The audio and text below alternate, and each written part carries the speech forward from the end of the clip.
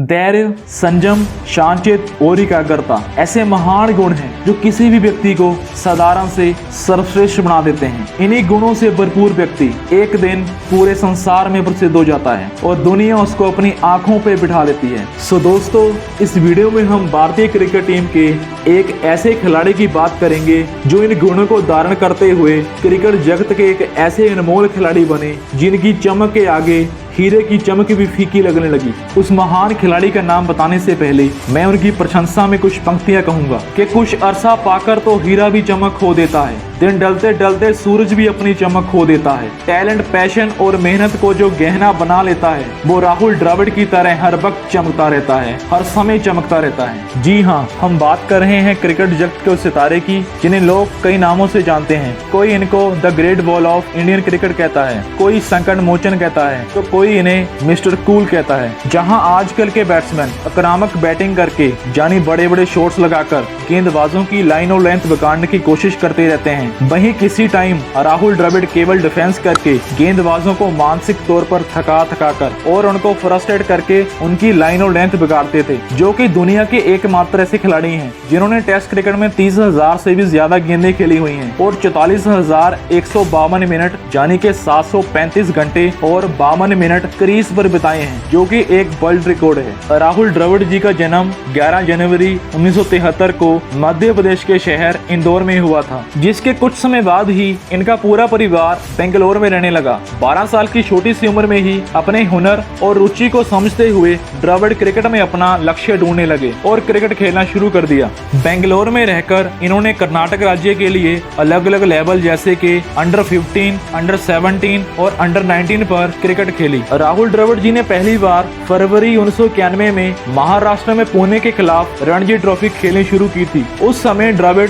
Saint Joseph College of Commerce Bangalore में पढ़ाई भी कर रहे थे। तब उन्हें जवागल श्रीनाथ और अनिल कुंबले के साथ खेलने का मौका मिला, जो उस समय भारतीय नेशनल क्रिकेट टीम का हिस्सा थे। तभी एक मैच में खेलते हुए द्रविड़ जी ने 82 रन की पारी खेली, जो मैच ड्रॉ रहा था। राहुल द्रविड़ जी के लिए 1991-92 तक का समय बढ़िया रहा था, जब उन्होंने 63.3 के बड़ी औसत के साथ 380 रन बनाए थे, जिसमें 2 शतक भी शामिल थे। जिसके बाद 1996 में राहुल द्रविड़ जी का selection Indian national cricket team में हुआ, जब पहली बार उन्हें एक ओडीआई मैच में खेलने का मौका मिला, जो मैच श्रीलंका के खिलाफ सिंगापुर में 1996 वर्ल्ड कप के बाद खेला गया था। इस मैच में राहुल द्रविड़ महज 3 रन बनाकर आउट हो गए थे। इस तरह कैरियर के कुछ शुरुआती ओडीआई मैचेस में राहुल द्रविड़ जी का बल्ला नहीं चल पाया, लेकिन इसी साल यानी 1996 में जब भारतीय टीम इंग्लैंड के दौरे पर गई तो राहुल द्रविड़ जी को टीम में जगह मिली। इस दौरे की टेस्ट सीरीज के दूसरे ही मैच में संजय मंजरेकर की जगह इन्हें खेलने का मौका मिला, जिस मैच से पहले ही संजय मंजरेकर चोटिल हो गए थे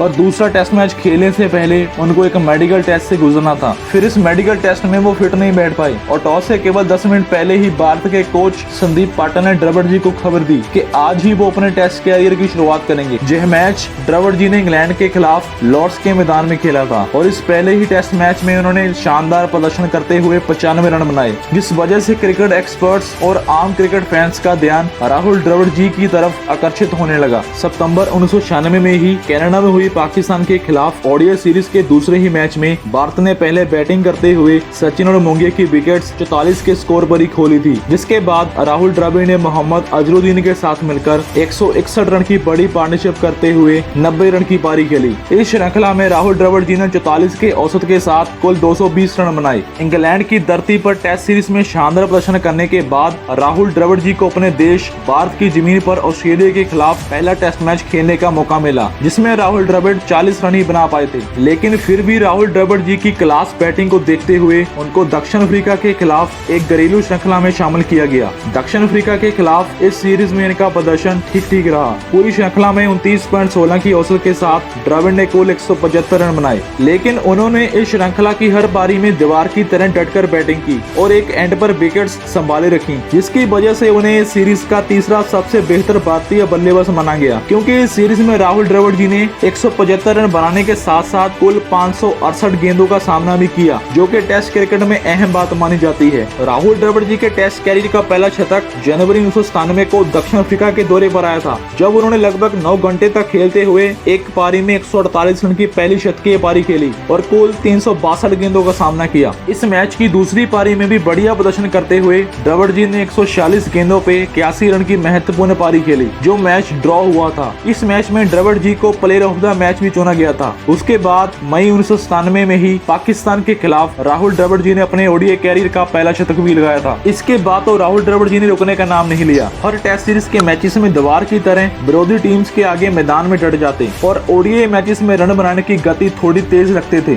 फिर जनवरी 1999 में न्यूजीलैंड के खिलाफ टेस्ट श्रृंखला में राहुल द्रविड़ जी ने एक टेस्ट मैच की दोनों पारियों में शतक जड़े, जिसके कारण वो सुनील गावस्कर और विजय हजारे के बाद भारतीय क्रिकेट के तीसरे ऐसे बल्लेबाज बने जिन्होंने एक टेस्ट मैच की दोनों पारियों में शतक बनाए हों। इसी दौरे की ओडीआई सीरीज में भी द्रविड़ जी बढ़िया फॉर्म में रहे थे। उन्होंने एक शतक और 2 अर्धशतक के साथ कुल 309 रन बनाए थे। आगे 1999 के ICC cricket ODI world cup में राहुल द्रविड़ सबसे ज्यादा रन बनाने वाले बैट्समैन थे। उन्होंने इस वर्ल्ड कप में सर्वाधिक कुल 461 रन बनाए थे, जिसमें उन्होंने कीनिया और श्रीलंका के खिलाफ शतक लगाए थे और वह टूर्नामेंट में लगातार 2 शतक लगाने वाले एकमात्र भारतीय बल्लेबाज बने थे। इस तरह इस वर्ल्ड कप में सबसे ज्यादा रन बनाकर उन्होंने उन आलोचकों की जुबान पर ताला लगा दिया जो उन्हें एक टेस्ट क्रिकेटर कहते थे। फिर 1999 के आखिर में ही जब न्यूजीलैंड की टीम भारत के दौरे पर आई, तब न्यूजीलैंड के खिलाफ दूसरे ओडीआई मैच में ही द्रविड़ ने अपने ओडीआई कैरियर की पहली 150 रन की पारी खेल डाली, जिसमें द्रविड़ ने 153 गेंदों पे 153 रन बनाए। इस पारी में उन्होंने 15 चौके और 2 छक्के भी जड़े और सचिन तेंदुलकर जी के साथ मिलकर 331 के पहाड़ जितने रनों की पार्टनरशिप की, जो कि उनके कैरियर की यादगार पारी रही। इसी दौरे की टेस्ट श्रृंखला के पहले मैच में भी राहुल द्रविड़ जी ने सचिन जी के साथ मिलकर दूसरी पारी में 229 रन की पार्टनरशिप की, जिसमें द्रविड़ 327 गेंदों पे 144 रन बनाकर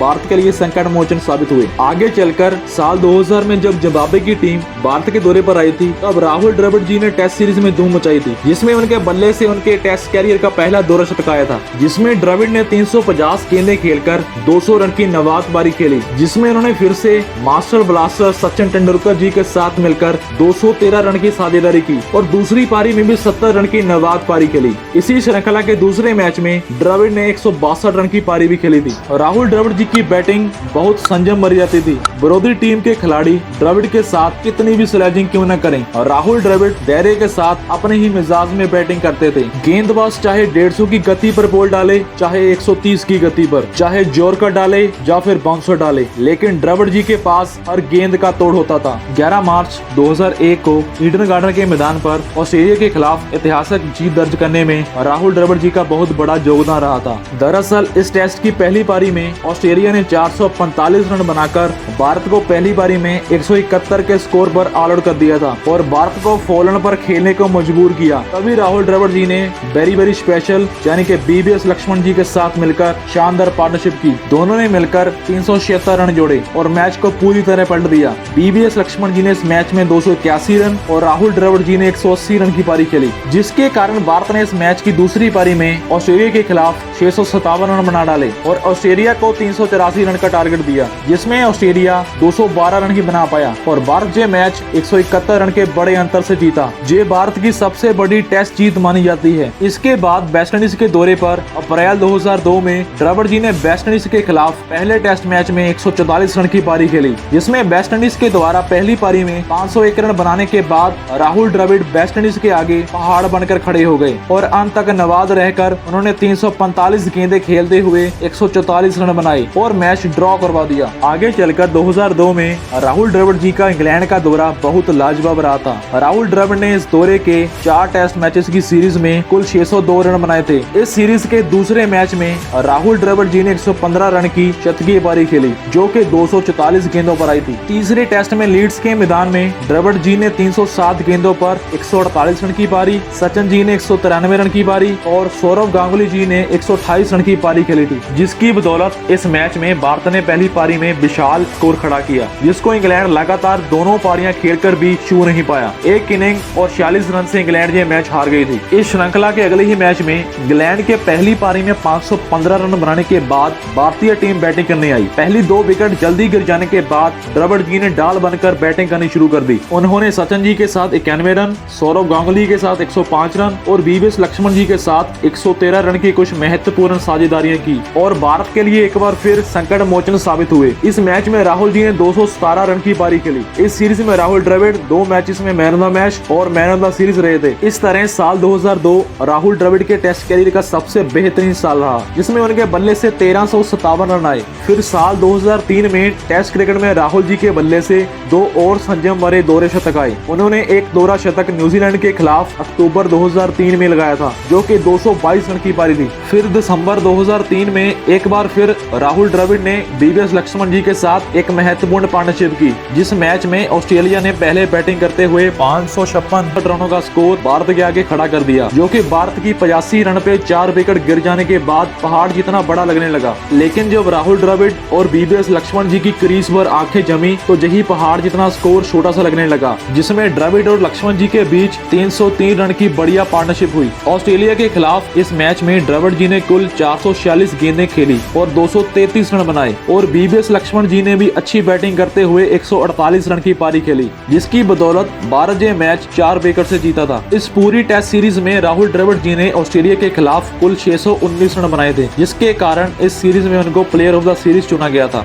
2004 में पाकिस्तान के खिलाफ राहुल द्रविड़ जी के बल्ले से उनके टेस्ट कैरियर की सर्वाधिक रनों की पारी पाकिस्तान की धरती पर आई थी। दरअसल पाकिस्तान के खिलाफ यह वही सीरीज थी जिसके पहले टेस्ट मैच में वरिंदर सहवाग ने 309 रनों का 13 शतक जड़ा था। यह सीरीज पहले 2 मैचेस के बाद 1-1 की बराबरी पर थी और आखिरी जानी के तीसरा टेस्ट मैच निर्णायक मैच था। इस मैच में पहले बैटिंग करते हुए पाकिस्तान की टीम केवल 224 रन ही बना पाई, जिसके बाद भारतीय टीम बैटिंग करने आई। भारत की पहली विकेट शून्य पर ही गिर गई, जिसके बाद राहुल द्रविड़ बैटिंग करने आई और अंत तक डटे रहे। राहुल द्रविड़ जी ने पार्थव पटेल के साथ 129 रन, वीवीएस लक्ष्मण के साथ 131 रन, सौरव गांगुली के साथ 131 रन और युवराज सिंह के साथ 98 रन की महत्वपूर्ण पार्टनरशिप्स की और भारत को 600 के स्कोर तक पहुंचा दिया। इस पारी में अकेले राहुल द्रविड़ जी ने कुल 495 गेंदें खेलकर 270 रनों की विशाल पारी खेली, जिसमें 34 चौके और एक छक्का मौजूद था, जिसके जवाब में पाकिस्तान दूसरी पारी में 245 रन पर ही ऑल आउट हो गया और भारत ने एक इनिंग और 131 रन से ये मैच जीत लिया। इस तरह भारत इस मैच को जीत के पाकिस्तान की धरती पर अपनी पहली टेस्ट श्रृंखला जीत पाया।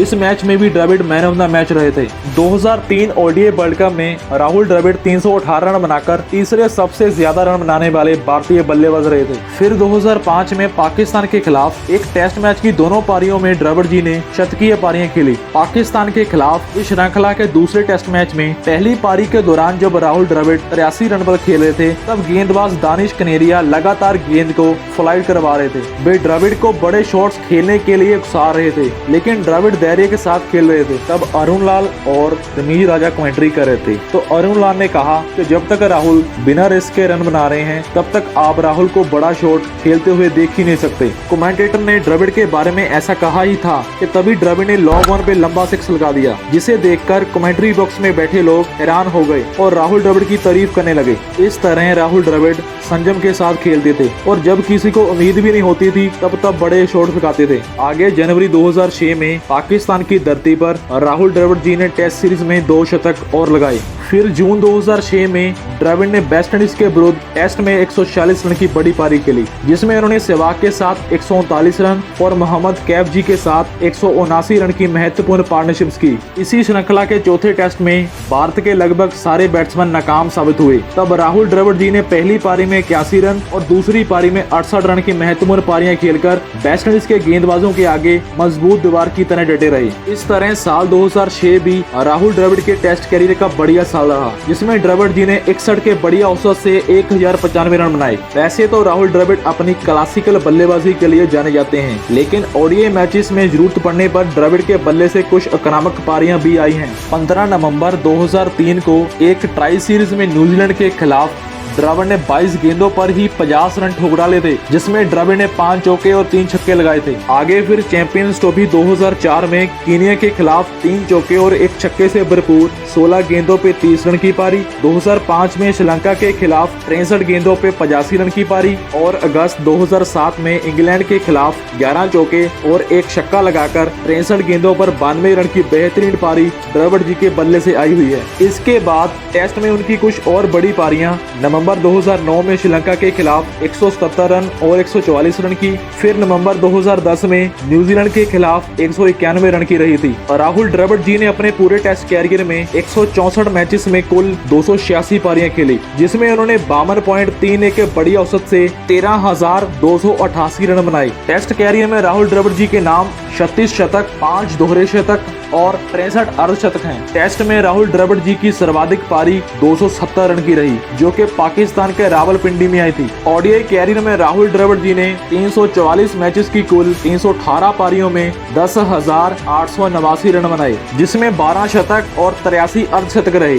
द्रविड़ जी की ओडीआई में सर्वाधिक रनों की पारी 153 रन की थी। राहुल द्रविड़ एकमात्र ऐसे भारतीय बल्लेबाज हैं जिनके नाम लगातार 4 टेस्ट में सेंचुरी लगाने का रिकॉर्ड है। जो लोग राहुल द्रविड़ जी को केवल टेस्ट क्रिकेट का ही बादशाह समझते हैं, तो उनको बता दें कि राहुल द्रविड़ ने आईपीएल में 89 मैचेस की 82 पारियों में 2174 रन बनाए हैं, जिसमें 11 अर्धशतक उन्होंने बनाए हैं और कुल 268 चौके और 28 छक्के जड़े हैं। बहुत कम लोग जानते हैं कि राहुल द्रविड़ एक बेहतरीन हॉकी खिलाड़ी भी रह चुके हैं। क्रिकेट में आने से पहले द्रविड़ हॉकी में भी अपने हाथ आजमा चुके हैं। स्कूल के समय में द्रविड़ कर्नाटक की जूनियर स्टेट टीम का हिस्सा भी रहे। राहुल द्रविड़ जी ने अपना आखिरी टेस्ट मैच 24 जनवरी 2012 को ऑस्ट्रेलिया के खिलाफ और आखिरी ओडीआई मैच 16 सितंबर 2011 को इंग्लैंड के खिलाफ खेला था। 2012 में ही इन्होंने टेस्ट क्रिकेट और घरेलू क्रिकेट से संन्यास ले लिया था। राहुल द्रविड़ जी ने अपने पूरे कैरियर में टीम की परिस्थितियों के हिसाब से बैटिंग की,